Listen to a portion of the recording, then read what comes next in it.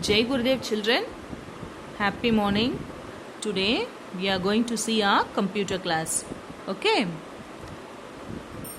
So our second lesson will be computer memory. Today we are going to see about computer memory. Computers are very important part of our daily life, isn't it? Yes. In our daily life we use computers. Computers work with the help of computer memory. So computer also needs memory to store the information. So memory consists of instructions and data saved into the computers through central processing unit, that is called as CPU. So with the help of CPU, the computer stores the instruction and data into the memory. Then we are going to see about the types of memory. Memory is an internal storage media of computer. So there are two types of memory. One is primary memory and the other one is secondary memory. First we will be seeing about primary memory, right? It is also called as volatile memory. What is called as volatile? This memory stores the data temporarily. Okay, volatile means it is not permanent.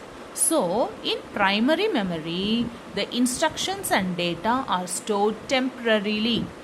The data is not stored permanently. It is also called as RAM.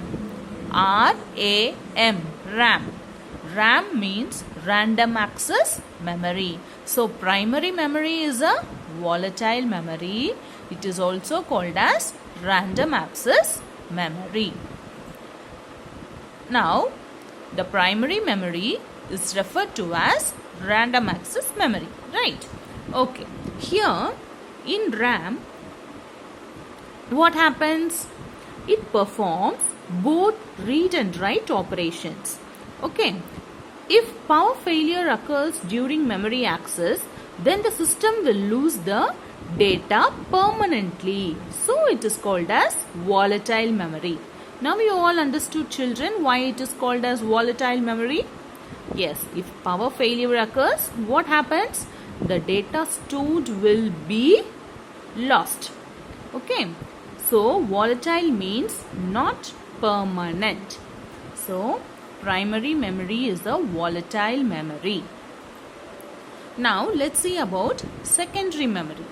It is an external and permanent memory. So secondary memory is an external part and it is permanent memory. Devices used to store data are floppy disk, magnetic tapes. Okay, and nowadays we use CD, DVDs, pen drives, memory cards, etc. So it is also called as non-volatile memory. Here non-volatile memory means the data or the instructions stored into the device are stored permanently. So they are called as non-volatile memory, right? Primary memory is a volatile memory because the data is stored temporarily. Secondary memory is called as non-volatile memory because the data stored are permanent. Okay. Now here for non-volatile memory we have got ROM. What is ROM? Read-only memory. So what is ROM called as? Read-only memory. ROM is a non-volatile memory, which means it retains its content even when the computer is turned off. Okay, it is a permanent memory medium. Okay, there are two types of ROM. First one is PROM, P-R-O-M, programmable read-only memory. And the next one is EPROM, erasable and programmable read-only memory. Okay, now what is a ROM? ROM is a non-volatile memory, which means it retains its content even when the computer is turned off. Okay, this means the data and instructions stored inside ROM is always permanent. And now we are going to see about the storage devices. Okay, now first we are going to see about CD-ROM. CD-ROM is called as compact disc, read-only memory. Okay, here we can store the data and instructions inside the CD-ROM. And we can carry wherever we want. It is very lightweight also. Okay, then what can we store inside it? We can store data, music, files, video files, etc. Now second one is DVD-ROM. Okay, first one is CD-ROM and second one is DVD-ROM. Here DVD-ROM discs are used to distribute large software application. Okay, so large amount of data we can store in DVD-ROM. The third one is hard disk. The hard disk is a spindle of magnetic disks called as platers. So this hard disk consists of magnetic disk placed inside. Okay, that magnetic disk is called as platers. So in each plater we can store different kinds of informations. The next one is pen drive. It is a portable data storage device. It can be carried from place to place.